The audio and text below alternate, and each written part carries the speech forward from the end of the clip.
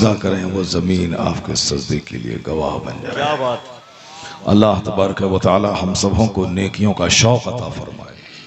तमाम छोटे छोटे इख्तलाफात को नज़रअंदाज करके हमें बहुत बड़ा मकसद जो जन्नत है उस मकसद के हुसूल की कोशिश करनी चाहिए। जलसा जुलूस एक दिन ख़त्म हो जाता है, लेकिन उससे जो मजाज बनता है, जो दिमाग साजी होती है, उसका असर सैकड़ों साल तक रहता है। एक जलसे से एक बाप का मजाज बना कि मुझको झूठ नहीं बोलना है, मुझको गलत तरीके से माल नहीं कमाना। बाप का मजाज बना, वो गैर शादीशुदा है, वो नौजवान मजाज बना लिया कि मुझको आज से चाहे मैं कंगाल हो जाऊं, गरीब हो जाऊं, मोहताज हो जाऊं, भीख मांगनी पड़े, मगर मैं झूठ बोल के रोजी नहीं कमाऊंगा। क्या बात है। एक बात उन्होंने दिमाग में बैठा ली। अब वह नौजवान सारी जिंदगी उस पर अमल करता है। घर में 3 दिन का फाका है, लेकिन उसके बावजूद वो गलत कदम नहीं उठाता। उसे लगातार सूखी रोटी खानी पड़ रही है, मगर वो अपने अहद पे कायम है कि मैं कभी भी झूठ बोलकर लाखों नहीं कमाऊंगा। सच बोलकर 1 रुपया कमाना झूठ बोलकर 1 करोड़ कमाने से मेरे लिए बेहतर है। वह इस उसूल पर सारी जिंदगी कारबंद रहा। उन्होंने शादी कर ली, फिर उनका बेटा हुआ। उसके बेटे ने अपने बाप से मजाज लिया कि मेरा बाप दुख दर्द में भी गुनाहों की तरफ कदम नहीं बढ़ाया। मेरे बाप ने मुसीबत बर्दाश्त की, मगर सच की रस्सी को मजबूती से थामे रहा। मेरा बाप उसूल का पाबंद था। मेरा बाप मुसीबतों में झेल के उन्होंने हुजूर की सुन्नत पे अमल किया। तो ये स्पिरिट बच्चों के दिमाग में पहुंचेगा। वो भी कहेगा कि कुछ भी हो जाए मैं बाप के नक्शे कदम की पैरवी करूंगा।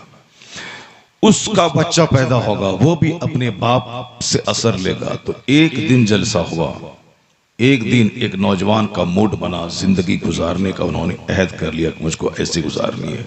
तो जलसा तो खत्म हो गया, लेकिन इसका फायदा कई 100 साल तक महसूस किया जाता है।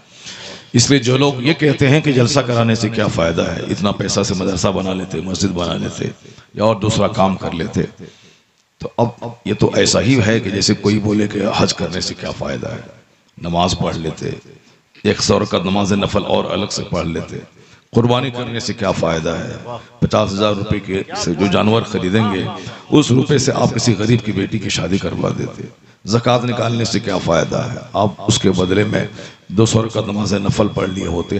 नमाज की जगह ज़कात नहीं ले सकती, ज़कात की जगह हज नहीं ले सकता, हज की जगह रोजा नहीं ले सकता। हज का अपना अलग मकाम है, ज़कात का अपना अलग मकाम है, रोजे का अपना अलग मकाम है, नमाज का अपना अलग मकाम है। इसलिए मदरसे का अपना अलग मकाम है, मस्जिद का अपना अलग मकाम है, जलसे का अपना अलग मकाम है। क्या बात है। वाह वाह वाह। मदरसे में चंद गरीबों के बच्चे पढ़ते हैं, मस्जिदों में चंद नमाजी पढ़ते हैं, जलसे में गांव के नहीं 50 गांव के कई 100 लोग पहुंचते हैं। ईद के दिन मैं अपने गांव के लोगों के साथ ईद मनाता हूं। जलसे के दिन 50 गांव के लोगों के साथ बैठकर मैं बयान सुनता हूं।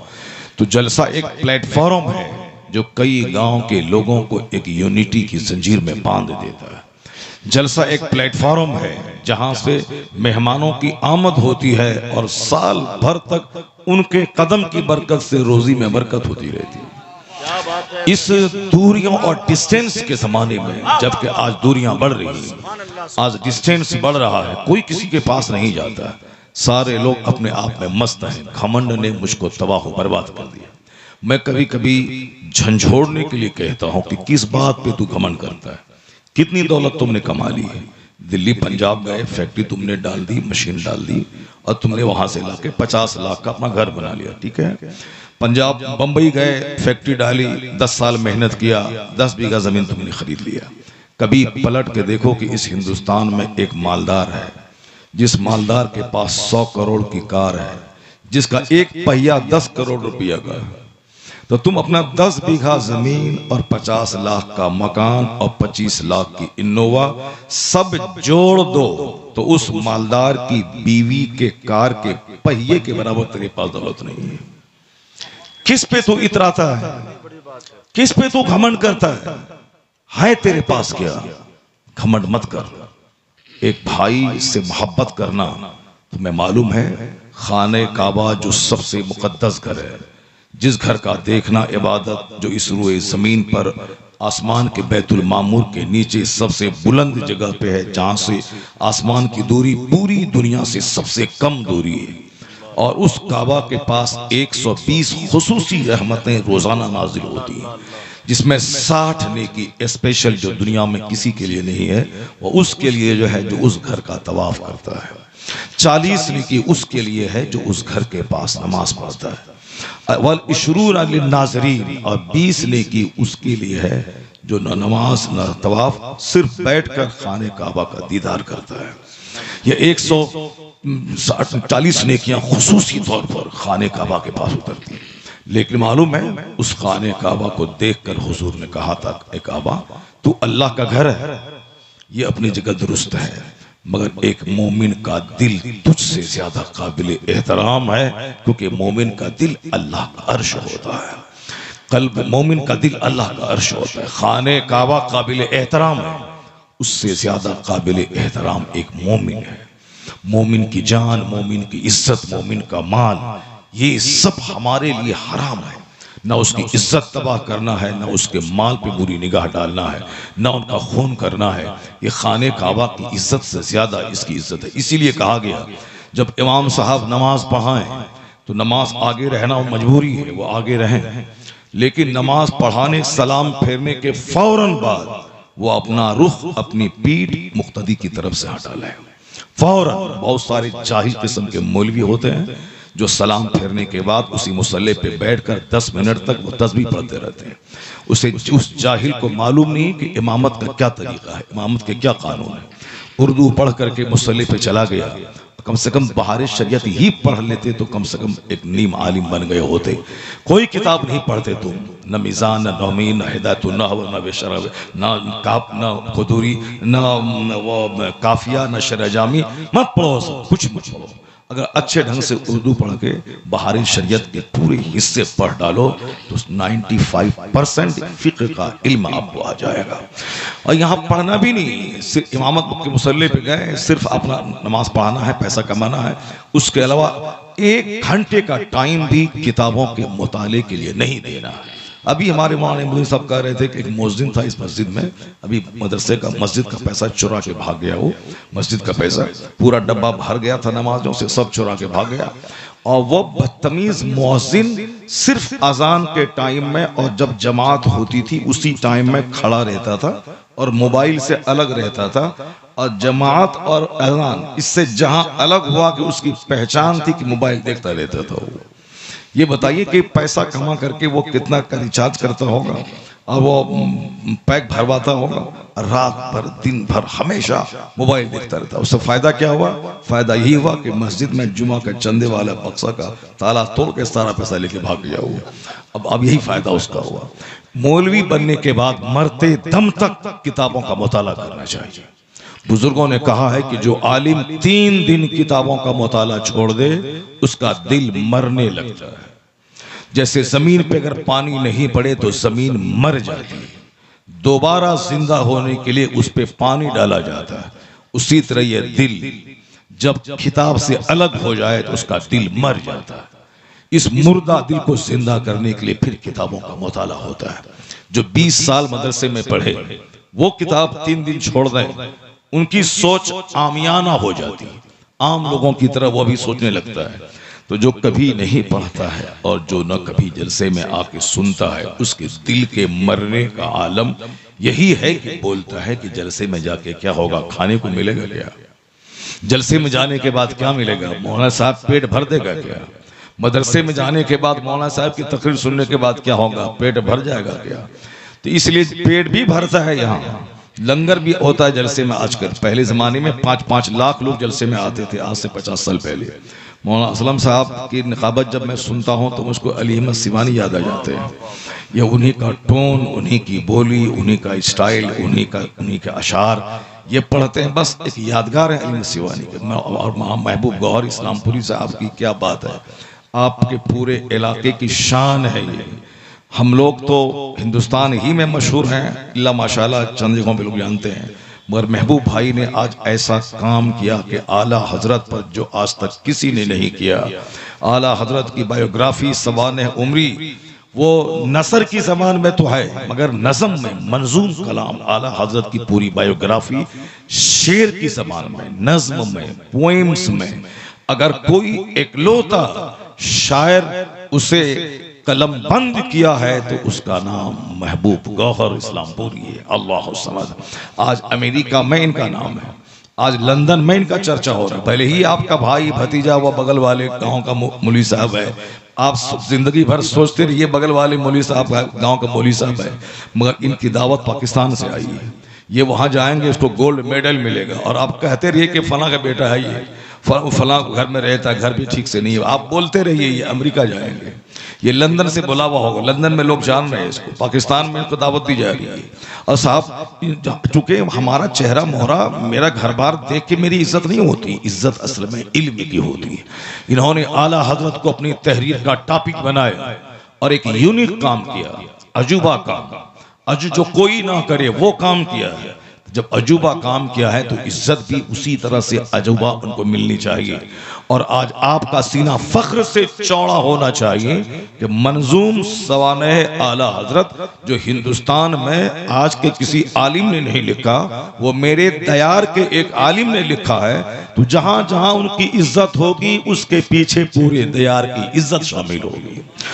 इसलिए वहां से हसद और जलन और चिढ़ने की कोई बात नहीं होनी चाहिए, बल्कि इनको देखकर इनकी हौसला अफजाई होनी चाहिए। क्या आपने गुदड़ी में लाल छुपा के रखा, आपने कंबल ओढ़ के घी पिया है, आपने जैसे हम लोग बोलते हैं ना, कोई आदमी अगर आप बोलता है मैं हज को जाऊंगा, अरे 5 लाख तुमने कहां से लाया, तो आप क्या बोलते हैं कि तुमने कंबल ओढ़ के घी पिया है, यानी सबों से छुपा करके तुमने दौलतें जमा की हैं, तुमने कितनी मेहनत की है। तो जिन्होंने ऐसा काम किया हो तो आप इनको ये बोलिए कि जो काम बड़े बड़े आलिम नहीं कर पाए वो काम आपने किया है, मेरा सर फख्र से ऊंचा कर दिया है।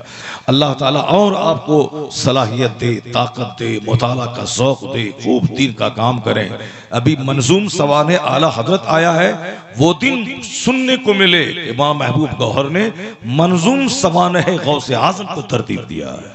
वो दिन सुनने को मिले कि मंजूम सवान है सीरत पाक सरकार दो जहां की मंजूम सीरत की उन्होंने तरतीब दी है कि लोग नसर में हुजूर की सीरत पढ़ते हैं। अब जब इन्होंने तरतीब देंगे तो नज्म में सरकार दो जहां की सीरत अब पढ़ेंगे। ये मेहनत जारी रहेगी, ये रात रात भर जागे हैं तब किताब सामने आई है। तो आप इस किताब को लें, खुद पढ़ें, अपने दोस्तों को दें, मस्जिद के इमाम को दें, मुअज्जिन को दें, कोई आलिम आपके घर आए उसको गिफ्ट में दें, तोहफा दें, अपने घर में रखें, ताकि आपके बाद आपका बच्चा कभी उसको खोल के देखेगा और जिस दिन खोल के देख लिया उसे आला हजरत से मोहब्बत होगी। और जब मोहब्बत होगी तो फिर वो कभी बदअकीदा, मुर्तद और बेदीन नहीं होगा। आला हजरत से मोहब्बत का मतलब वो आशिक रसूल हो जाएगा, और आशिक रसूल हो जाना ही यही जिंदगी का सबसे बड़ा मकसद है। अल्लाह तबारक व तआला इस किताब को मकबूल खास अवाम बना दे, और जितने उलमा हैं वो सब लें, कीमत नहीं देखें, 300 कीमत है तो 500 दे दें, ताकि दूसरा एडिशन जल्दी से शाया हो जाए। अभी 1100 किताब छपी है तो 2000 छपी है तो 5000 छप जाए। हिंदुस्तान में 40 करोड़ मुसलमान रहते हैं, 1 करोड़ की तादाद में किताब छपनी चाहिए, ताकि 1 करोड़ मुसलमान के हाथ में किताब जाए, हर लाइब्रेरी में, हर मदरसे में, हर घर में जाए। अगर मेरे चंद जुमले से दीन का काम हो जाता है और किसी की हिम्मत में समंदर जैसी जौलानी पैदा हो जाती है तो मेरा यह जुमला बोलना समझ लें कि 500 करोड़ रुपए खैरात करने से बेहतर हो जाएगा। इसलिए दिल तंग दिली नहीं, वुसअते दिल रखें, और जो काम करने वाला उसको सराहें, उसकी टांग मत की जाए। हम लोग गांव देहात में रहते हैं, हम लोगों का दिल छोटा है, हम लोगों का दिल परेशान हो जाता है जब किसी को नौकरी मिलती है, जब कोई पैसा कमाने लगता है, कोई अच्छा घर बनाता है तो हम लोग तंग दिल हो जाते हैं। दिल में अंदर अंदर गुस्सा आने लगता है, क्यों ये कामयाब हो गया, क्यों ये घर बना रहा है, क्यों ये जमीन खरीद रहा है, क्यों ये फैक्ट्री डाल रहा है। ये घिनौने दिल की पहचान है। और मोमिन वही है जो अपने भाई के लिए बेहतर सोच रखता हो, अपने भाई की अच्छाई से खुश होता हो, अपने भाई की मुसीबत पे खुश नहीं बल्कि रंजीदा होता हो, वही मोमिन है। मैन इस who is profitable for other, आदमी वही है परफेक्ट, द परफेक्ट मैन, जो दूसरों के लिए प्रॉफिटेबल हो, लाभदायक हो जाए, दूसरों को फायदा पहुंचाए, अपनी जबान से, अपने माल से, अपनी सोच से, अपनी तहरीर से, अपनी तकरीर से दूसरों को फायदा पहुंचाए। परफेक्ट आदमी की वही पहचान है जो अपने से दूसरों को फायदा पहुंचाए। हुजूर ने 1400 साल पहले इसी मफहूम को अपनी गुलामों के दरमियान दिया था, जिस मफहूम पे आज दुनिया भर के दानिश्वर अमल कर रहे हैं। अमेरिका से आवाज आती है the perfect man is one who is profitable for other. China और जापान के दानिश्वर कहते हैं कि गन बनाना कमाल नहीं, फैक्ट्री बनाना कमाल नहीं, 100 करोड़ की कार खरीदना कमाल नहीं, कमाल है कि एक आदमी अपने से दूसरों को फायदा पहुंचाने वाला बन जाए। वही जो अपने से दूसरों को हानि पहुंचाता वह आदमी के नाम पे कलंक है, वह जानवर से बदतर है। जिसकी जबान खुले तो दूसरों को कष्ट पहुंचे, जिसका प्लान बने तो दूसरों को गड्ढे में गिराने का प्लान बने, जिसका कदम चले तो दूसरों को तकलीफ पहुंचाने के लिए कदम उठे। यानी सिर्फ थाना जाना दूसरों को फंसाने के लिए, दूसरों के घर में जाना उसकी इज्जत खराब करने के लिए, पैसा रुकौड़ी बांध करके मुजफ्फरपुर जाना ताकि उसकी बेटी का रिश्ता जो अच्छे घर में लगा है उसको काट देने के लिए। आजकल आदमी एक कदम नहीं उठाता बगैर मफाद के। वो आपके घर में महफिले मिलाद है, अपनी नेकी बढ़ाने के लिए महफिले मिलाद में नहीं जाता, वह बोलता उसके यहाँ है मैं क्यों जाऊं। तो जो एक कदम महफिले मिलाद के लिए ना उठाता हो वह बदतमीज 100 किलोमीटर दूर अपने पड़ोसी की बेटी के रिश्ता को काटने के लिए 100 किलोमीटर दूर का सफर करता है। वह 1000 रुपए खर्च करके उसकी बेटी का रिश्ता तोड़ करके खुश होता है और कहता है मुझको पहचाना नहीं कि मेरी रसाई कहां तक है। इसलिए बुजुर्गों ने कहा था आखिर जमाने में मां के पेट से कुत्ता पैदा होगा, यानी नाक नक्शा उसका आदमी का होगा मगर हकीकत में कैरेक्टर कुत्तों जैसा होगा। कुत्ते का मतलब दूसरों पर भौंकना, दूसरों को काटना, दूसरों को भगा देना। कहीं कोई मुर्दार जानवर मिले अकेले ही उसका गोश्त खाना, दूसरे मोहल्ले का कुत्ता आए उसे भौंक भौंक कर भगा देना। तो आदमी अपने आंख बंद करके जायजा ले उसके पास कुत्ते की खसलत है या आदमी की खसलत है। आदमी वही है जो अपने से दूसरों को लाभ पहुंचाए। अगर लाभ नहीं पहुंचा सकता हो तो मिनिमम लेवल यह है अपने से दूसरों को तकलीफ ना पहुंचाए, ना आंख के जरिया, ना जबान के जरिया, ना हाथ के जरिया, ना पांव के जरिया, ना अपने प्लान के जरिया। तो आज अमेरिका बोलता है आदमी वही है जो प्रॉफिटेबल हो, अब चाइना बोलता आदमी वही है जो प्रॉफिटेबल हो। कुर्बान रहमते दो आलम पे 1400 साल पहले न कॉलेज न यूनिवर्सिटी कुछ नहीं है। उस जमाने में हुजूर ने एक अखलाक का एक शानदार पॉइंट अता फरमाया, खैरुन नास मय्यन फौन्नास, the best among you is one who is profitable for other. लोगों में सबसे अच्छा वो है जो दूसरों को फायदा पहुंचाने वाला। क्या बात है, क्या हुजूर ने कह दिया। आज लोग रामदेव की बात सुन रहे हैं, आज लोग मुरारी बापू का भाषण सुन रहे हैं, आज लोग साहब वो बेंगलोर का शांतिपूर्ण एक मिशन चलाने वाले उसकी बात सुन रहे हैं। लोग खैरों की बात सुन रहे हैं, अपनी बात नहीं सुनते हैं, आलिमों की बात नहीं सुनते, आलिमों को इखारत की निगाह से देखते हैं, पंडित जी की बात शौक से सुनते हैं। हिंदुस्तान का एक बहुत बड़ा मौलवी बोला कि मेरी बीवी उस वक्त तक सोती नहीं है जब तक कि मुरारी बापू का प्रवचन नहीं सुन लेती है। जाहिर सी बात है तेरी बीवी कुरान नहीं पढ़ेगी तो प्रवचन तो सुनेगी, तेरी बीवी हदीस नहीं पढ़ेगी तो प्रवचन तो सुनेगी, तेरी बीवी सीरत सहाबा नहीं पढ़ेगी प्रवचन तो सुनेगी ही। तू अपनी बीवी को कुरान कब पढ़ाया, तुम अपनी बीवी को हदीस का पढ़ाया, तुम अपनी बीवी को उम्महातुल मोमिनीन की सीरत की किताब का पढ़ाया। जब तुम नहीं पढ़ाया तो तेरी बीवी मुरारी बापू को ना पढ़ेगी तो किसको पढ़ेगी, तेरी बीवी उसकी किताब ना पढ़ेगी तो क्या पढ़ेगी। और ये फख्र से ये लाखों के मजमे में बोलता है कि मेरी बीवी उस वक्त तक सोती नहीं जब तक कि मुरारी बापू का प्रवचन नहीं सुन लेती, तब फख्र से बोलता है। यानी शर्म और गैरत और हया सबका जनाजा उठ गया। ऐ नई तहजीब तेरे सर ही इसका खून है। अगर तेरी बीवी नॉवेल पढ़ती है तो तुमने लाखों के बीच में नहीं बोलना था। अगर तेरी बीवी रामायण महाभारत पढ़ती है तुम्हें लाखों के बीच में नहीं बोलना था। एक तो गलत काम करना और फिर उसको शोहरत इज्जत का जरिया समझना, यही है दिमाग मिड मिट गया, खत्म हो गया। यानी गुनाह को अब गुनाह नहीं समझा जा रहा है, बल्कि गुनाह करने पर फख्र किया जा रहा है, गुनाह करने पर नाज किया जा रहा है। पहले शराब चोरी छुपे लोग पीते थे, लेकिन आज आम तौर पर शराब पीने लगे। उस शराब पीने पे फख्र महसूस कर रहे हैं कि मेरा बाप शराबी है, मेरा बाप विस्की पीता है, मेरा बाप अमेरिकन वाइन पीता है, मेरा बाप जर्मन शराब पीता है। यानी पहले गुनाह का नाम लोग नहीं लेते थे, लेकिन अब गुनाह करने पर फख्र महसूस कर रहे हैं। पहले लोग ज़िना का नाम ज़बान पे नहीं लेते थे, लेकिन आज कहते हैं इसका उससे अफेयर चल रहा है, इसका उससे अफेयर चल रहा है। यानी अब ज़िना का नाम अफेयर कर दिया गया है। अफेयर यानी इसका उससे अफेयर चल रहा है, उसका उससे अफेयर चल रहा है, इसकी बीवी का उससे चल रहा है, उसके शौहर का उस दूसरे की बीवी से चल रहा है। यानी सब गलीज हो गए। गिलासत, पैसा, दौलत के चक्कर में लोगों ने शराफत, हया, इज्जत सबका खात्मा कर दिया। बेंगलोर और बंबई जैसे शहरों में अरबपति जो अरबों में खेलते हैं। इसलिए तो मैं कहता हूं कि दौलत की चमक, दौलत की लालच ने तुझको बेनमाजी बनाया। दौलत की वजह से तू नमाज नहीं पढ़ता है, दौलत की तड़प की वजह से तू अपने बच्चों को मौलवी और आलिम और मदरसे में नहीं पढ़ाता है कि माल चाहिए। और ये माल कितनी गलीज चीज है कि जाके देख खरबपति के यहाँ, खरबपति अपनी बीवी के साथ अब एडजस्ट नहीं करता है, सेटिस्फाइड नहीं होता है। बेंगलोर जैसे शहर में नाइट क्लब है, नाइट क्लब में लोग अरबपति आते हैं, अरबपति अपनी बीवी अपनी कीमती कार के साथ आते हैं। वहां टी टेबल सिस्टम है, वहां टेबल पे अपनी चाबी रखते हैं, अपने कार की चाबी। अरबपति गरीब रिक्शा चालक मजदूर नहीं, वह नाइट क्लब में अरबपति जाते हैं जो अपनी बीवी के साथ रहते रहते उकता गए, मन नहीं लगता, अब इस तब्दीली चाहिए। तो अब उसके लिए एक पॉज सिस्टम निकला है, चाबी टेबल पे रखना। सारे अरब 10 अरबपति आए, सब ने चाबी रख दी और अब सब वहां से चाबी लेंगे। जिसकी चाबी जिसके हाथ में चली गई, अब वो रात भर के लिए गाड़ी भी उसकी, उसकी बीवी भी उसकी, यानी वो गाड़ी भी ड्राइव करेगा, उसकी बीवी के साथ इश्कबाजी भी वो करेगा। ये दौलत में आग लगा दे। जो दौलत अपनी बीवी को दूसरों की गोद में डाल दे, मादाले पर मजबूर करे, जो गाड़ी अपनी बीवी को दूसरों के हवाले कर दे, फिर सुबह होगी जिसने रात भर तेरी बीवी को फेरा है, तुम उसको अपने साथ लेके घर कैसे जा रहा बदतमीज।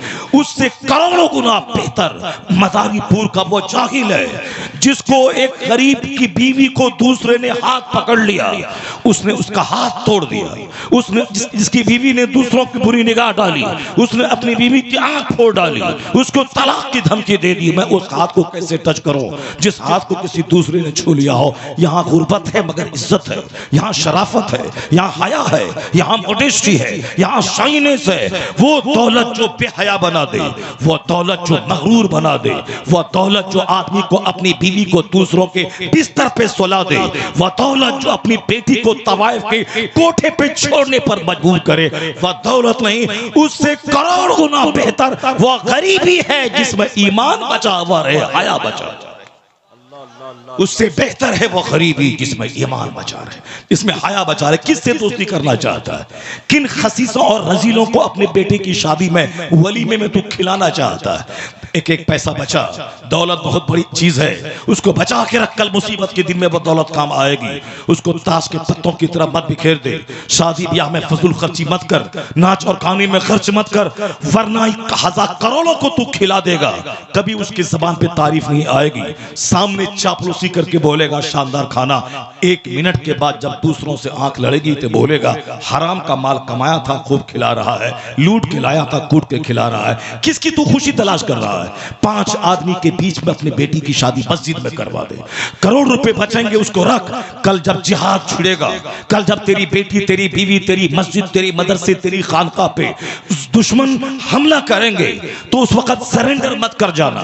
ये मत बोलना कि आप बैल हमको मार दे, आप बैल मेरी बीवी की इज्जत लूट ले, तुझको हाथ पैर बांध दे, तेरी बेटी की आबरू लूटे। उस वक्त वो हिजड़ा बनने का दिन का इंतजार मत करना, पतन में ताकत पैदा कर, अपने पास माल उसकी हिफाजत कर। जिस दिन दीन खतरे में पड़ जाए, आबरू खतरे में पड़ जाए, मौत तो आएगी ही, मगर 10 जहन्नमियों को जहन्नम पहुंचा के मर जाना है, उसे जहन्नम की आग में जला के तब मरना है। 2-4-10 को जहन्नम पहुंचाना है, आखिर में शहादत की मौत मरना है। जो अपने बाल बच्चों की आबरू न बचा सके वो कोई आदमी है, जो मस्जिद मदरसा खानका की आबरू न बचा सके वो भी कोई आदमी है। दौलत बचा, हेल्थ बचा, सेहत बचा।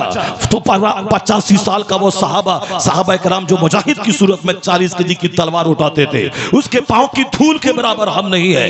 10 केजी की तलवार नहीं उठा सकते, 10 कदम तेज कदम दौड़ नहीं सकते। आज दुनिया की मोहब्बत ने मुझको अंदर से खोखला कर दिया। दुनिया की मोहब्बत गुनाह करने ने मेरी एनर्जी छीन ली। जो अजनबी औरतों को देखेगा उसका सीना खोखला हो जाएगा। जो खैनी बीड़ी सिगरेट खाएगा, रोटी सेब संतरा नहीं कम खाएगा, सिर्फ खैनी बीड़ी सिगरेट और गुटखा खाएगा, वो अंदर से खोखला हो जाएगा। उसके अंदर सीने की एनर्जी खत्म हो जाएगी। वह 5 मिनट चिल्ला के बोले उसका सीना फट जाएगा, उसका फेफड़ा गल फट जाएगा। और रूहानी ताकत मिलती है सजदों से, रूहानी ताकत मिलती है रोजे से, रूहानी ताकत मिलती है तिलावत से, रूहानी ताकत मिलती है दुरूद से, रूहानी ताकत मिलती है कलमा शरीफ पढ़ने से, रूहानी ताकत मिलती है दूसरे भाई को अपने माल से फायदा पहुंचाने से। रूहानी ताकत अगर यकीन नहीं आए, एक आदमी 10 किलोमीटर डेली चलता है, उसके शुगर को नाप ले, उसके ब्लड प्रेशर को नाप ले, और दूसरा आदमी रोजाना 5 वक्त की नमाज के अलावा 100 रकत वो नमाज से नफल पढ़ता हो। 10 किलोमीटर चलना उतना हेल्थ नहीं देगा जितना 100 रकत नमाज नफल पढ़ना उसको सेहतमंद बना देगा।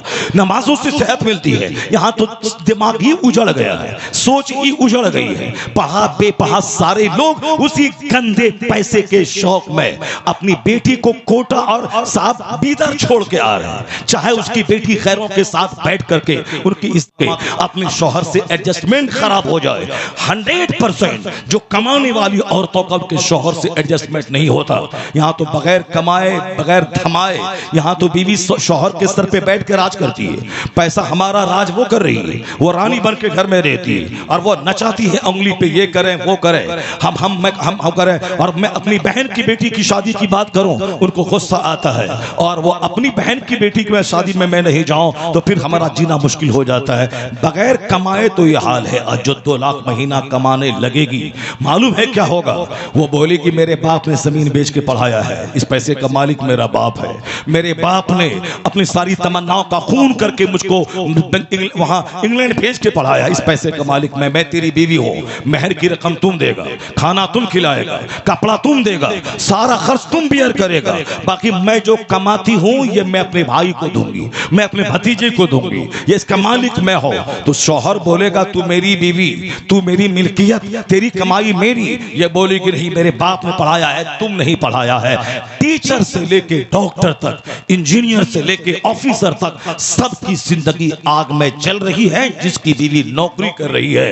यहां तक कि बेशुमार लड़कियां अपने शौहर से तलाक का डिमांड कर रही है और तलाक लेके अपने क्लास के स्कूल के दूसरे टीचर के साथ वह भाग रही है। इसीलिए तो हमारे उलमा कहते हैं कौन सी पढ़ाई तुमने पढ़ाई, अपनी बेटी को आग में झोंक दिया, अपनी बेटी की जिंदगी का सुख तुमने जला दिया। उससे बेहतर तो देहात की 18 साल की वो लड़की है जो अपने घर में रही, बाहर शरीयत पढ़ी, कुरान शरीफ पढ़ी, नमाज पंजगाना के तौर तरीके पढ़ी। उनकी शादी 18 साल की उम्र में हो गई और फिर वो अपने शौहर के साथ रानी बन के रह रही है। 4 बच्चे की माँ हो गई, उसी अपने बच्चों की तालीम और तरबियत के पीछे लगी हुई है और इसी हालत में मर गई। ईमान बचा के मर गई, नमाज बचा के मर गई, अपनी जन्नत बचा के मर गई। वो कौन सी पढ़ाई है कि 40 साल की उम्र तक पढ़ती रहो, अब 45 साल में जब खंखड़ हो जाओ तब जाके दूसरे डॉक्टर से शादी कर लो। हम खंखड़ महाखंखड़ या दोनों मिलके आने वाली नस्लों को तबाह कर दे। जब बीवी खंखड़ होगी 40 साल की, उसका शौहर भी तो 50 साल का खंखड़ होगा, तो खंखड़ 50 साल का और ये खंखड़नी 50 साल की, या दोनों जब मिलेंगे तो 85% तो औलाद से महरूम होंगे। और अगर औलाद हो भी जाए इन खंखड़ों की औलाद तो महाखंखड़ हो ही जाएगी। तो वह बाप दुश्मन है अपनी बेटी का जो अपनी बेटी को दीन ना सिखा के दुनिया सिखाता हो, जिसको जो जन्नत का रास्ता ना दिखा के जहन्नम का रास्ता दिखाता हो। इसलिए सबसे पहले अगर डॉक्टर बनाने का जुनून है, इंजीनियर बनाने का जुनून है, अपना बेटा अपनी बेटी को जहन्नमी बनाने से बचने की घुट्टी में इस्लाम पिला दे, उसको गाहे बगाहे रोजाना 1 घंटा इस्लाम पढ़ने की तालीम दे। उसके बाद औरतों को, अगर औरतें पढ़ाने वाली टीचर है, उस स्कूल में एडमिशन करवा दे। वरना 18 साल की बेटी, 20 साल का अगर कोई ट्यूशन पढ़ाने वाला ट्यूटर, अगर कोई कोचिंग सेंटर में रहने वाला नौजवान मिल गया तो पढ़ाई तो गई काम से। इश्कबाजी का माहौल है, अफेयर चल रहा है, इश्कबाजी हो रही है। टीचर ही अपनी शिष्या को लेके भाग गया, एक स्कूल का हेडमास्टर वो अपनी दूसरी मिस्ट्रेस को लेके भाग गया, पटना कॉलेज का मुटुक नाथ वो अपने पढ़ाने वाले शिष्य के साथ ब्याह कर ली 65 साल की उम्र में, तो पढ़ाई तो कम होती, इश्क़बाज़ी ज्यादा होती है। जो मुस्तफा के कानून के खिलाफ चलेगा दुनिया तो पाप से भर जाएगी, गांव में तो आग लगेगी, कभी सैलाब आएगा, कभी तूफान आएगा, कभी जलजला आएगा, कभी जवानी में आग लगेगी, कभी इज्जत में आग लगेगी, कभी सुकून में आग लगेगी। इसलिए आज आवाज आ रही है, अगर सुकून चाहिए दुनिया में तो मुस्तफा की सुन्नत पे अमल कर, दुनिया की तरफ से आंखें बंद करके शरीयत पे अमल कर। अगर जन्नत चाहिए शरीयत पे अमल कर, सुन्नत पे अमल कर, काफिरों के तरीके पे मत चल। यहाँ नबी की गुलामी कर, यहाँ अल्लाह सेहत देगा, तंदुरुस्ती देगा, इज्जत देगा, सुकून देगा, और जब मर जाए तो मुस्तफा की शफाअत से जन्नतुल फिरदौस में जगह अता फरमाएगा। नारे तकबीर, जरा जोरदार तरीके से नारे रिसालत, इस्लाहे मुआशरा कॉन्फ्रेंस, मसलके आला हजरत अल्लामा मुफ्ती शहरयार रजा साहब किबला, उलमाए अहले सुन्नत। कौन डॉक्टर, कौन इंजीनियर, डॉक्टर बन के बेटा काफिर हो जाए वही डॉक्टर, इंजीनियर बन के बेटी काफिरा हो जाए वही इंजीनियर। कौन सी पढ़ाई, वही पढ़ाई जिसमें कि बेटा सारी जिंदगी खड़े होकर पेशाब करता रहे, सारी जिंदगी नमाज में अत्तहियात पढ़ के नहीं सुनागा। मेरा दावा है कि 95% जितने बच्चे स्कूल कॉलेज में पढ़ते, चाहे वो डीएम बने, डॉक्टर बने, इंजीनियर बने, वो सिर्फ अत्तहियात कायदे से पढ़ के सुना दे, मैं गुलामी लिख दूंगा। नहीं पढ़ पाएंगे, इसलिए नहीं पढ़ पाएंगे उनके बाप ने उसको पढ़ के सुनाया ही नहीं। ये डीएम बना, नौकरी की, पैसा कमाया, मौत का इंतजार है, अत्तहियात भी नहीं सीख सका, सुबहान रब्बियल आला भी नहीं सीख सका, नमाज के फराइज़ और वाजिबात नहीं सीख सके। जो हज का कानून नहीं सीखेगा वो जाएगा मक्का मदीना का फोटो देख के आ जाएगा। कुछ तो ऐसा है कि सारी जिंदगी उसकी बीवी उसके लिए हराम हो जाएगी, ये गुनाह करके वहां से आ जाएगा। क्योंकि जो तवाफ़े ज़ियारत फर्ज है हज में, एहराम बांधना, वकूफ़ अरफा करना और तवाफ़े ज़ियारत करना, जिसे तवाफ़े इफ़ाज़ा कहते हैं, ये 3 चीजें फर्ज हैं हज में। इसके बाद जो वाजिब है, फर्ज छूट गया हज नहीं होगा, वाजिब छूट गया तो दम देना होगा। अगर सुन्नत तर्क हुआ तो बेबरकत वो हज हो जाएगा, हज हो जाएगा मगर बेबरकती के साथ। तो सुन्नत कितनी है उसको भी सीखना पड़ेगा, वाजिब कितने हैं हज में उसको भी जानना पड़ेगा, फराइज कितने हैं उसको भी जानना पड़ेगा।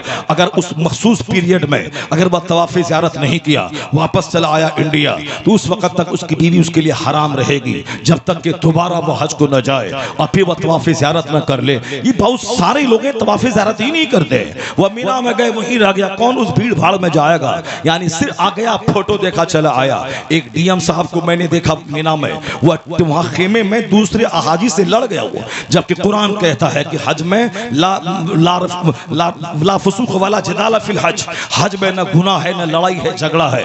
वहां यही वजह है कि आज वहां लाखों आदमी एक टाइम में तवाफ करते हैं, एक दूसरे को धक्का लग गया, कोई किसी को आंख उठा के देखने वाला नहीं है कि धक्का तुमने क्यों दिया, वो यहाँ है वहां नहीं है। वहां हर जवान औरतों से बचना चाहते हैं कि उनका जिस्म मेरे बदन से न लग जाए, वहां बदन लगाने का, निगाह उठा के देखने का कोई तस्वुर ही नहीं है। चाहे वह तुर्की की 18 साल की खूबसूरत तरीन लड़की हो जिसके चेहरे से बिल्कुल दूध टपक रहा हो, मगर फिर भी नौजवान डरता रहता है, सहमता रहता है, उसके करीब न जाए, उसका कपड़ा इसके कपड़े से न मिल जाए, ये भागता रहता है। ये खौफ है, ये मक्का की हैबत है, ये खाने काबा की हैबत है कि वहां मर्द औरतों से ज्यादा मर्द डरते रहते हैं। यही वजह है कि 24 घंटे तवाफ चलता है, लेकिन कहीं से भी कोई एक आवाज तक नहीं आती है कि ये पूरी आंख से मुझको देख रहा है, इसकी इन्होंने अपना हाथ चला दिया। नहीं, वहां तो 40 लाखों की भीड़ है, अगर कोई हाथ किसी पे रख भी दे तो कोई किसी को देखने वाला नहीं है, चूंकि लाखों की भीड़ है। वहां कौन किसको बोलेगा तेरा हाथ मेरे बदन पे आया, मगर कहीं से भी चू तक की आवाज नहीं आती है कि इसने मुझ पर हाथ डाला या मुझको घूर के देखा। वहां तो निगाहें नीची है, आंखों में आंसू बहते हैं। ये काबा का जलाल है, ये काबे की हैबत है। मुसलमान इस कदर चेस्टिटी के साथ, हया के साथ रहता है। लेकिन ये उस हज में मैंने देखा, एक डीएम इसी बिहार के बक्सर का था, वो भी गया, जिस खेमे में मैं था उस खेमे में वो भी ठहरा था। एक दूसरा हाजी आके बिस्तर डाला, उसने उसके बिस्तर उठा के फेंक दिया। वह बेचारा हाजी चुपचाप है, कुछ नहीं बोल रहा है, क्योंकि उसको मालूम है कि हज में वला जदाल फिल हज, हज में लड़ाई झगड़ा नहीं है। उन्होंने अपना झोला उठा के फेंक दिया उसका, वो वहां से लाया, फिर दूसरी जगह बैठ गया। अब वो जब लड़ाई लड़ाई नहीं किया तो ये डीएम लड़ना शुरू कर दिया, उसको गाली देने लगा। देखा कहा कैसा चेहरा है, कैसा है बदतमीज, 5 लाख खर्च करके वो हज को आया है। गरीबों पे हज फर्ज नहीं है। जितने लोग वहां आए हैं उसमें मैक्सिमम लोग 90% मालदार ही है, और ये आदमी आया है हज के, उसके पास पैसे उसके पास है, मगर वो डीएम का एक गुरूर था उसको, कि अब उसको बेचारा सिंपल सा चेहरा वाला उसको डांट रहा है। वो हज करके तो आ गया, हाजी साहब तो कहला गया, लेकिन उसके हज की जैसी की तैसी जो उस हज में लड़ाई झगड़ा क्या हो, वो हज उसके चेहरे पे मार दिया जाता है। जो पाक कमाई से, पाक इरादे से हज को जाता है, और जब वह लौट के आता है और तवाफे वेदा जब करता है तो फरिश्ता उसकी पीठ पर थपकियां दे के कहता है जाओ जाओ, अब तक जो गुनाह हो गए अल्लाह ने माफ कर दिया, अब आने वाली जो जिंदगी है उसको गुनाहों से बचा के गुजारना। तो हाजी ऐसे लौटता है जैसे कि आज ही वो माँ के पेट से पैदा हुआ हो, जिस माँ के पेट से पैदा हुआ हो। कौन हज? जिस हज का पैसा पाक है, जिस हज करने में नीयत पाक हो, कोई माला पहनाए ना पहनाए, 10 गाड़ी आगे पीछे जाए ना जाए, 50 गांव वाले को खिलाए ना खिलाए, वह खामोशी से फर्ज अदा करने जा रहा है। एक भागा हुआ गुलाम अपने मालिक से सुलह करने जा रहा है। ये रोता हुआ बिलखता हुआ गुनाहों पे लजाता हुआ शर्माता हुआ जाता है, न कि वो 50 टोकरी माला पहन के और साहब वो डीजे बजा के और अपने घर को लाइटिंग से सजा के 50,000 आदमी को खिला के, चाहे उसका हज रास्ते ही में लूट जाए, तो लोग जाहिर पे नजर रख रहे हैं, सिर्फ जाहिर को देखते हैं कि ईद के दिन मुझको अच्छा कपड़ा पहनना है। ये नहीं देखता कि रमजान का सारा रोजा अगर कबूल नहीं हुआ तो मेरे चेहरे पे फटकार होगी, और उसको नहीं देखता, सिर्फ नया कपड़ा पहनना है और कपड़े का मुकाबला करना है। असल में ईद के दिन उसकी खुशी है जिसने रमजान की 30 रातों में तरावी की नमाज पढ़ी हो, जिसने सारे रोजे रखा हो, जिसने रमजान की रातों में रोया हो, जिसने रमजान के महीने के लम्हे की कदर किया हो। रमजान ईद के दिन वह पैबंद वाला कपड़ा पहने, टूटी चप्पल पहने, लेकिन उसके चेहरे पे वह नूर अल्लाह अता कर देगा कि उसके सारे गुनाहों को मिटाकर उसके चेहरे पर फरिश्ता ऐसा नूर देगा कि अगर आदमी की निगाह हो जाए वह देख के ऐसा लगेगा जैसे आसमान से लेकर जमीन तक नूर का एक सिलसिला कायम हो गया हो। और जिसका रोजा बर्बाद हो गया हो, जो तो 3 दिन का शबीना पढ़ के फ्री हो गया हो, शबीना 3 दिन का पढ़ना जिसमें ठीक से कुरान नहीं पढ़ा जाता वो हराम है, पढ़ना भी हराम, सुनना भी हराम। वो तरावी 6 दिन में खत्म करते हैं, यालमून अल्लाहु अकबर, उसका पढ़ना भी हराम, उसका सुनना भी हराम है। कुरान पाक को तजवीद की रियायत करते हुए पढ़े, ऐन गैन शीन काफ साद दाद सब निकाल के पढ़े, तब सवाब मिलेगा पढ़ने वाले को भी और सुनने वाले को भी। ये रस्म पे ज्यादा ध्यान है। हमने तरावी पढ़ लिया, हमने 6 दिन में हम फ्री हो गए, हमको बिजनेस करना है। 11 महीने बिजनेस का पेट नहीं भरा, 1 महीना इबादत का था, उसमें तरावी छोड़ के बिजनेस करने से इसका पेट भर जाएगा। यानी सिर्फ जाहिर को देखना है। शादी ब्याह में खूब धमाल मचाया, साहब डीजे बजाया, ये जनाजा है कि ये लाश के बारात जा रही है, लोग क्या कहेंगे, खूब बजा। उसके बाद जिसका पैसा लेके वो डोल डीजे बजवाया था, वो जब तकाजा करता है तो अब ये मुंह चोरा चोरा के भागता है, ये मुंह छुपाता है, इसकी टोपी उसके सर पहनाता है, उसका 1 लाख लेके इसको दे करके अब इसको देने के लिए दूसरे से लेता है, सिर्फ टोपी पहनाता रहता है। इसी हालत में मर जाता है, अटैक आया और चला गया, एक नाकाम सी जिंदगी गुजार के दुनिया से चला गया। जो रस्मों रिवाज के पीछे भागेगा, जो तकल्लुफात के पीछे भागेगा, जो दिखावे के पीछे भागेगा, जो बंदों को राजी करने के लिए के चक्कर में अल्लाह को नाराज करेगा, उसकी दुनिया भी जाएगी, उसकी इज्जत भी जाएगी, उसका सुकून भी जाएगा। वो किसी भी वादी में जाके मर जाए, अल्लाह को कोई परवाह नहीं। जो दुनिया वाला नाराज हो मगर खुदा खुश रहे, लोग नाराज हो मगर मुस्तफा खुश रहे, जो इस इरादे से काम करता है, भले ही दुनिया वाला, भले ये कंजूस है, ये महाकंजूस है, लेकिन जिस रब की रजामंदी की खातिर वह काम किया है, वो रब बंदों के दिल में उसकी मोहब्बत डाल देता है, उसकी इज्जत डाल देता है। कुल्लिल्लाहुम्मा मालिकल मुल्क तुतिल मुल्क मन तशा व तंज़िउल मुल्क मिम्मन तशा व तुइस्सु मन तशा व तुज़िल्लु मन तशा। इज्जत अल्लाह ही देता है, जलील अल्लाह ही करता है, हुकूमत अल्लाह ही देता है, हुकूमत अल्लाह ही छीनता है। जिस दिन इस आयत पर यकीन जम जाए तो झूठी इज्जत की खातिर अपनी नेकी को बर्बाद नहीं करेगा।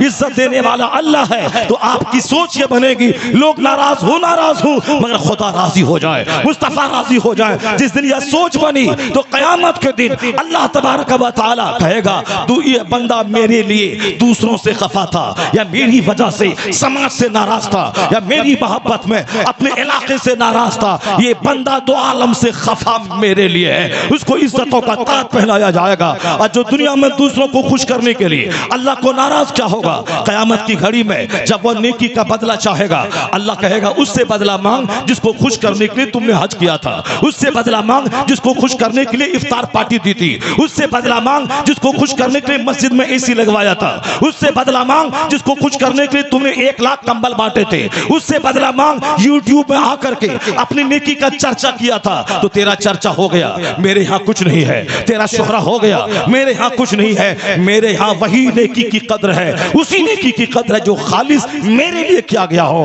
करोड़ों की मस्जिदें बनवाई, जहन्नम जा रहे हैं, करोड़ों का कंबल भी बांटा, जहन्नम जा रहे हैं, करोड़ों का खाना भी खिलाया, जहन्नम जा रहे हैं। सिर्फ नीयत अगर बिगड़ गई तो दोनों जहां का घाटा है, और नीयत अगर सुधर गई तो यहाँ इज्जत मिलेगी, वहां अल्लाह की जन्नत मिलेगी।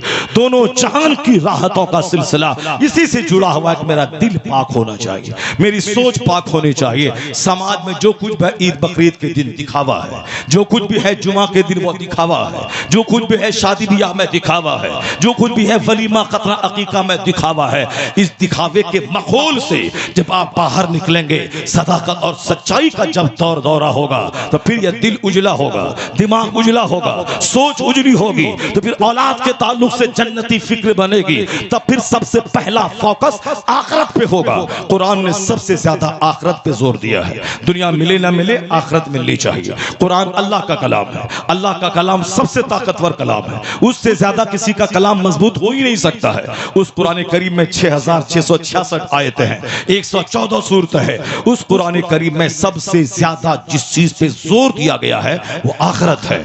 अल्हम्दुलिल्लाह रब्बिल आलमीन से लेके फन्नास तक हर सूरतों में जिसका सबसे ज्यादा चर्चा है वो आखिरत का है। मरने की जो बात की जो दुनिया है, यह दुनिया 50-100 साल की दुनिया, इस दुनिया में परसों पैदा हुए, कल जवान हुए, आज बूढ़ा हुए, मौत का इंतजार है।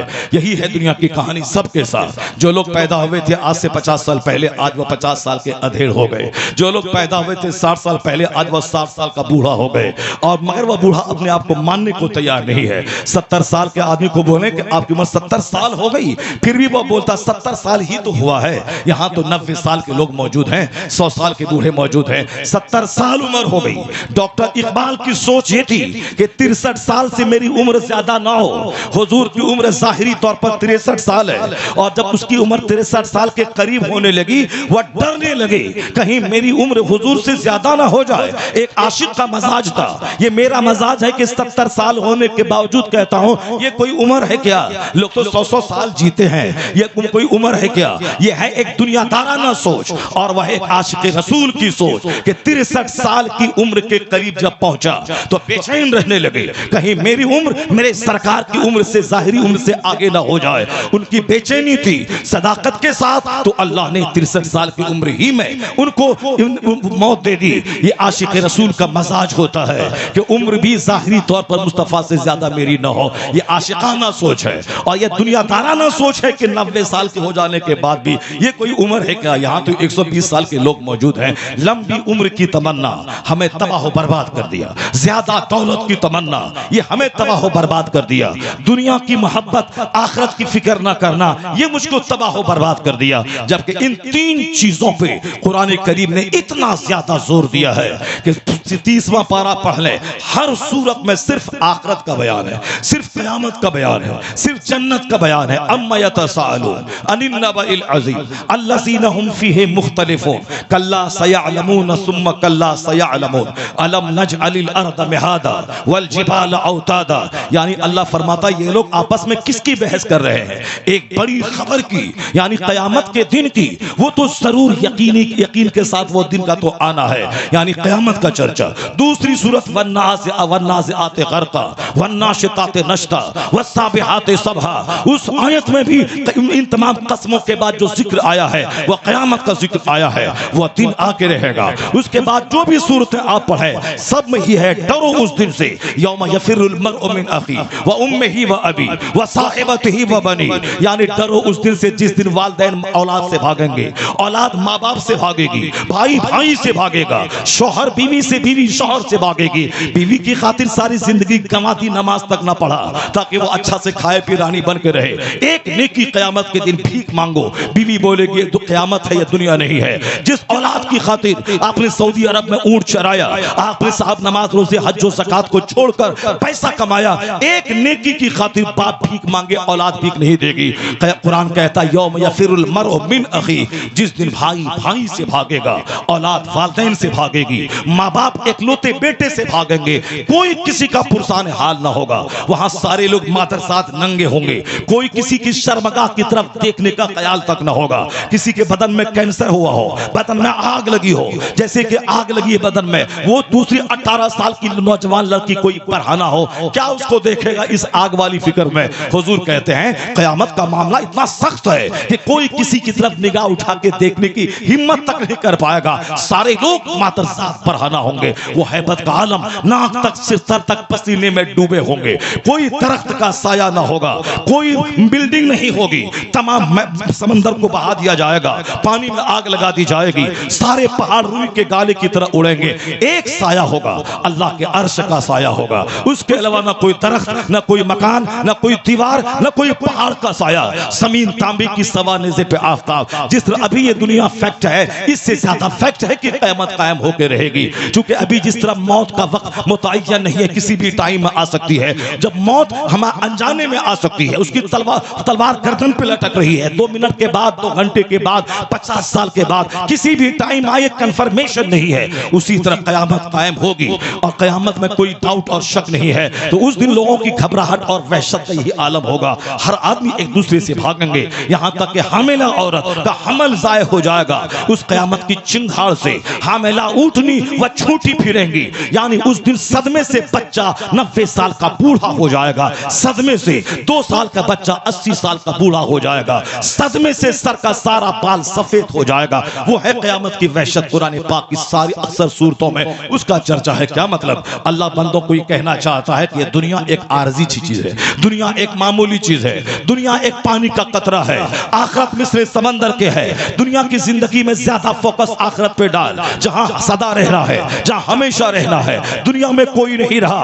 अरबों जमीन जोतने वाला उसकी कब्र पे चूहा दौड़ रहा है, अरबपति उसकी कब्र पे चूंटी रक्स कर रही है, खरबपति उसकी कब्र पे कुत्ता पेशाब कर रहा है। नहीं देखा तुमने जिसकी जमीन की तूती बोलती थी, नौकर गुलाम की तूती बोलती थी, जो इलाके का सेठ कहलाता था, जिनके दरवाजे पे कचहरी लगती थी, जो हजारों आदमी को रोजाना सूद बांटता था। लोग कहते थे वाह सेठ साहब है, आता न उनका पोता न उनका नवासा कब्र पे जाता है। वहां उस कब्र के अंदर कभी कभी लोगों ने आग देखा है, रात के सन्नाटे उसकी कब्र से आग सुलगते हुए लोगों ने देखा है। बहुत सारे लोगों का बयान है मेरे गांव में कि फला कब्र पे मैंने आग सुलगते हुए देखा। अभी कुछ दिन पहले मधुबनी दरभंगा इलाके में गया था, वहां का इस कब्रिस्तान में एक कब्र पे रात भर आग लगी रही और जलती रही। सुबह से जब हिम्मत करके हम लोग वहां गए तो बज़ाहिर आग का कोई निशान मौजूद नहीं था, मगर हम लोगों ने करीब से देखा कि आग लगी है और इसी कब्र के पास लगी है, आग लगी है। और देखता रहा, हिम्मत न हुई कि उस आग लगी हालत में वहां जाओ। उसके बाद जब सुबह जब मैं गया, कई लोग मिल करके वहां देखा आग का निशान तक नहीं है।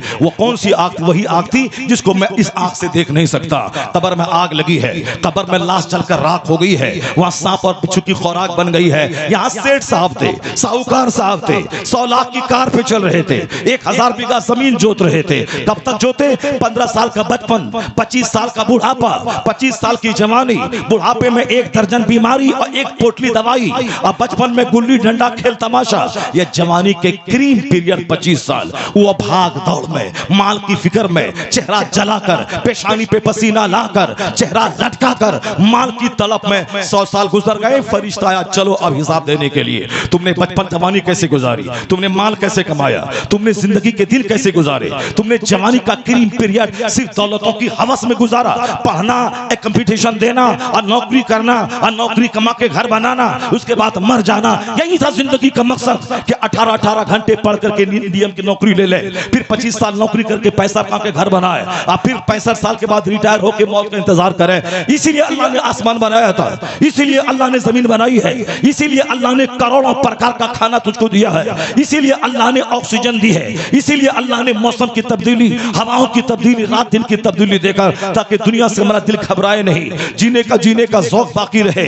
सेब है तो हजारों टाइप का, आम है तो सैकड़ों टाइप का, मछली है तो सैकड़ों टाइप की, गेहूं है तो सैकड़ों टाइप का, दाल है तो सैकड़ों टाइप की। कभी तुमने गौर ही नहीं किया कि दाना देने वाला कौन है, दाल देने वाला कौन है, रोटी देने वाला कौन है, सांस लेने के लिए हवा देने वाला कौन है, ऑक्सीजन देने वाला कौन है, आसमान से पानी बरसाने वाला कौन है, जमीन के नीचे से पानी देने वाला कौन है। एक गेहूं का दाना मैं जमीन में डालता हूं, वहां से 1000 दाना गेहूं का पैदा करने वाला कौन है। मैं एक दाना एक गुठली डालकर आम का पेड़ लगाता हूं, उसमें से हजारों लाखों आम देने वाला कौन है। जिस दिन इस पर गौर करेगा, उस दिन तेरी पेशानी जो खिंची हुई है सजदे में झुक जाएगी और तू सच्चाई का एतराफ करते बोलेगा, मालिक तूने दुनिया को बेकार नहीं बनाया है, तू मेरा खालिक है, मैं मखलूक हूँ, तू मेरा मसजूद है, मैं साजिद हूँ, तू मेरा माबूद है, मैं आबिद हूँ, तू मेरा मालिक है, मैं गुलाम हूँ, तू सब कुछ है, मैं कुछ नहीं हूँ। जिस दिन ये बात पैदा हो गई तो डींगे नहीं मारेगा, सच बोलेगा,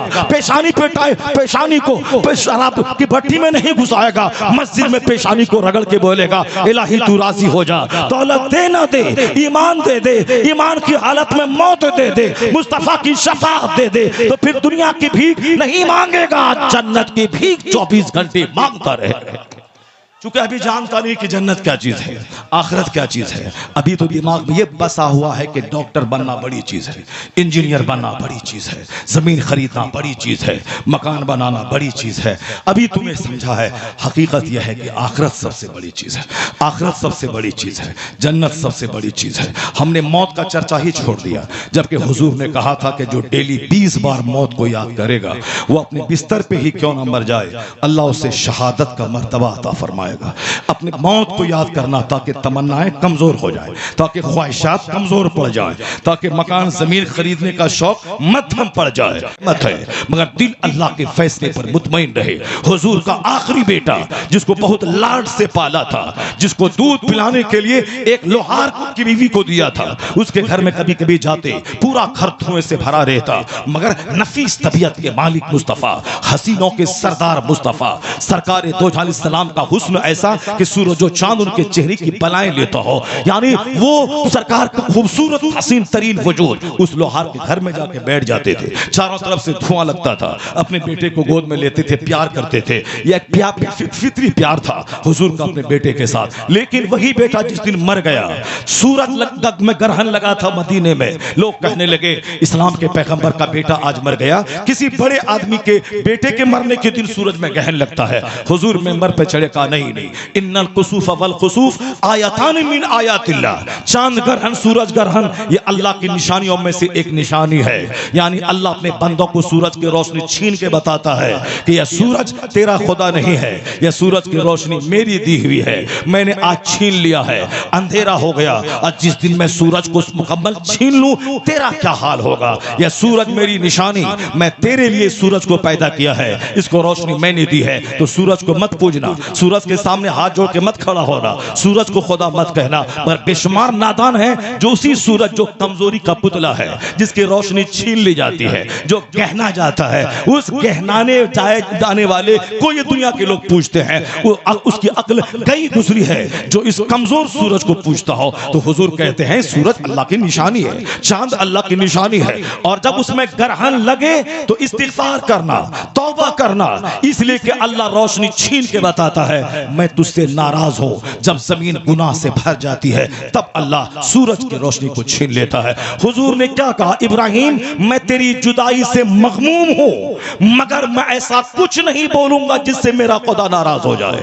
जब पैगंबर आजम का बेटा मरा और हुजूर अल्लाह के फैसले पर मुतमईन रहे, तो मेरी करोड़ों नस्लों की औकात क्या है, मुस्तफा के कदमों की धूल के बराबर हम नहीं है, और हमारी माँ बाप हमारी सारी कायनात मुस्तफा पे कुर्बान। तो हुजूर आइडियल इसीलिए है ताकि नबी जब सामने रहेंगे तो दौलतों की फरावानी तुझे काफिर नहीं बनाएगी, नबी जब सामने रहेंगे तो गुर्बत तुझे काफिर नहीं बनाएगी, नबी जब सामने रहेंगे तो औलाद पैदा हो तो भी तू फिरौन नहीं बनेगा, नबी जब सामने रहे औलाद मर जाए तो भी तू काफिर नहीं बनेगा। मुसीबत में मुस्तफा सामने है, ईमान सलामत रहेगा। तो माल की फरावानी में मुस्तफा की सीरत सामने है तो फिरौन नहीं बनेगा। इसलिए मुस्तफा की रस्सी को हर हाल में पकड़े रहना चाहिए। अगर पकड़े रहे तो मालदारी में भी ईमान सलामत रहेगा, गुर्बत में भी ईमान सलामत रहेगा। अजबल अमरिल मोमिन इन्ना अमरहु कुल्लहु लहु खैर व लैसा ज़ालिका लिअहदिन इल्ला लिल मोमिन व इन असाबतहु सर्राउ शकरा फकान खैरुल्लाह व इन असाबतहु दर्राउ फकान खैरुल्लाह। यानी 3:22 हो गए, मुझको हर हाल में अभी तकरीर बंद कर देनी है वरना मेरी ट्रेन छूट जाएगी। चलिए, जो कुछ मैंने कहा आपसे वो इसको गिरह बांध के रखिएगा। माल की मोहब्बत सीने से निकाल दीजिए। अल्लाह जो माँ के पेट में आपको पाला है वो जवान होने के बाद भी आपको ही अल्लाह पालेगा। यकीन करें कि जिसने मुझको माँ के पेट में पाला है, माँ की गोद में पाला है, जिसने बचपन में पाला है, वही अल्लाह जवान होने के बाद, बाल बच्चे होने के बाद भी वही पालेगा। अल्लाह कहता है ला तक़्तुलू औलादकुम खश्यता इमलाक, गरीबी के डर से बच्चों को कत्ल मत करो, मैं तुम्हें भी रोजी देता हूँ, तेरे बच्चों को भी रोजी दूंगा। इस्लामी सोच से हटेंगे तो सर से लेके पांव तक कीचड़ ही कीचड़ है। कोई 2 औलाद के बाद औलाद ही नहीं पैदा करना चाहता क्योंकि दिमाग में फिक्र है कि क्या खिलाएंगे। यहाँ 10 बच्चे का बाप मस्त है समाज में और एक बेटी वाला रात दिन रो रहा है, शादी नहीं हो रही, रिश्ता नहीं मिल रहा है। क्यों? अल्लाह बताता है कि तेरी मेहनतों से कुछ नहीं होता है, वही होता है जो मंजूर खुदा होता है। अल्लाह पर मजबूत यकीन रखिए, अल्लाह पर मजबूत भरोसा रखिए। एक बेटी वाला भूखा रहेगा, 25 बेटी वाला आराम से मुस्कुराता रहता है। क्यों? अल्लाह ऐसा करके बताता है कि तू बंदा है, खुदा बनने की कोशिश मत करना। इसलिए हमेशा हर हाल में जो अल्लाह पर एतमाद करता है, अल्लाह उसके सारे मामलात के लिए काफ़ी हो जाता है। अल्लाह ताला आज की इस महफिल को कबूल फरमाए, हम सबों को इस्लामी सोच पैदा करने की तौफीक अता फरमाए। अल्लाह ताला इस गाँव के सारे नौजवानों और इस जलसे में शरीक होने वाले सारे मुसलमानों को उनकी जिंदगी से मुसीबतों को दूर फरमाए। जरा जोर से बोलिए ना आमीन। बस उजड़े हुए माहौल में मुझको हर जगह लोग देते हैं तकरीर करने के लिए, और आप यहाँ बैठे हुए 50-100 ये जो यूट्यूब वाला तकरीर डाउनलोड कर रहा है, इसकी वजह से लाखों करोड़ों लोग सुन लेते हैं। फोन आता है चेन्नई से कि मैं नमाज पढ़ता हूँ आपकी तकरीर सुन करके। फोन आता है अहमदाबाद से कि जब भी माल की चाहत दिल में पैदा होती है, आपकी एक तकरीर है उसको मैं सुनता हूँ, फिर वो सारा कचरा दिल से धुल जाता है। नमाज में दिल थोड़ा सा जहाँ कमजोर हुआ, तकरीर सुनता हूँ, फिर दिल उसमें लगने लगता है। तो लोग सुनते हैं, मगर जलसे के अंदर में 2 बजे रात में, 3 बजे रात में, 2:30 बजे, ये क्या तमाशा है? जलसा हो गया, जो बाहर का मेरा खतीब है जो 2 घंटे बोलने के लिए आया है, 10 बजे उसको बैठा दें, 12 बजे तक जब लोग ताज़ा दम रहें, नौजवान सब लोग रहें, तकरीर सुनाएं 2 घंटे की, उसके बाद 4 बजे तक नात सुनाएं। उसको नात सुनने का शौक है, सुनो, 2-3 शायर हैं, 12 बजे 1 बजे के बाद नात खानी सुनो। ये माहौल पूरे इलाके में होना चाहिए। महबूब भाई, आप नकीब हैं, ज़बरदस्त नकीब हैं, आपकी निकाबत से पूरे इल्मी तबका में बहुत खुशी हासिल है। आप लोगों को मजाज दें, मशवरा दें, और जब तरतीब हो नामों की, उस तरतीब में आप उनको बताएं कि जो बाहर का तुम्हारा खुसूसी खतीब है, जिसको तुमने स्पेशल मेहमान बना के लाया, उसको क्रीम टाइम दे दे, उसको 2 घंटे का टाइम दे, उसको टॉपिक दे दे 10 से लेकर 12 तक, ताकि जो नौजवान मेला में खड़ा है कम से कम वो खड़ा हो के सुन तो ले कि मौलवी क्या बोल रहा है। जो दूसरे की वो बेटी को ताकने के इरादे से आया है, कम से कम वो चिंगाड़ की आवाज सुन के रुक तो जाए कि देखें क्या बोल रहा है ये मौलवी। कम से कम वो खड़ा हो के सुन तो ले। 2 घंटे में अगर 5 मिनट की बात अगर वह सुन लिया, वह सोचा कुछ था कि इस्लाम ऐसे ही, मौलवी इसी का नाम है, और वो अगर सुन लिया, सोच बदल गई, यू टर्न ले लिया, तो 25 लाख का मकान बनाना एक तरफ, एक नौजवान को अंदर से मोमिन बना देना एक तरफ। इस सोच को लेके जलसा कर, इस ऐसा सिलेक्शन, ऐसी तरतीब दे दे, तब उसके बाद उसका बेनिफिट समझ में आएगा। यहाँ उजड़ जाता है, सारे लोग थक के चूर हो जाते हैं, पेशाब करने के लिए भागते हैं, तो हाथ जोड़ के हम कहते हैं रुक जाइए, मेरी तकरीर सुन लीजिए। भीख मांगते हैं, रुक जाइए, जलसा भंग मत कीजिए। 4 घंटे से बैठाया है, पेशाब नहीं करेगा तो क्या करेगा वो? पेशाब को रोक के रखेगा, पखाना कर देगा यहाँ पे, और फिर वो बेचारा डेली नहीं जागता है। हम मौलाना है, हम डेली जागते हैं, हमारे लिए जागना आसान है, लेकिन ये बेचारा डेली रात दिन में खेत में काम करता है, डेली सोता है। और अगर जागने वाले को आदत लगी हुई जगने की, तो सोने वाले को सोने की आदत लगी हुई है। इसको जो हम 3 बजे भोर में बोलेंगे, आई बैठो, करबला का वास्ता है, बैठो, हुसैन आजम का वास्ता, बैठो, ये नेचुरल सिस्टम के खिलाफ है। इसलिए फितरत के खिलाफ करेंगे तो उसका फायदा नहीं मिलेगा। फितरत के ये है नेचुरल सिस्टम से चलिए। आप जब तक लोग बेदार और जवान रहते हैं उस वक्त तक कुरान हदीस की बात सुना दें। सुनने वाला कोई नहीं है, जब कोई सुनने के लिए आया है तो सुना दें उसको। नात शरीफ तो 12 बजे के बाद भी सुना देंगे आप, वो सुन लेगा और शौक से सुन लेगा। जो छोकरा सब नात सुनने का आदी है वो 1 बजे 2 बजे रात में भी सुन लेगा। तो कम से कम नात सुनने के इंतजार में वो रहे और इसी बहाने में कुरान हदीस तो सुन ले। वो ये नात सुना भाग गया, और जब कुरान हदीस की बात आई यहाँ चंद लोग बैठे हुए हैं। इस सोच को बदलना होगा। नहीं आप तकरीर कर दीजिएगा तो सब भाग जाएगा। तो हम तो तकरीर नहीं किया, लोग कहाँ रुका।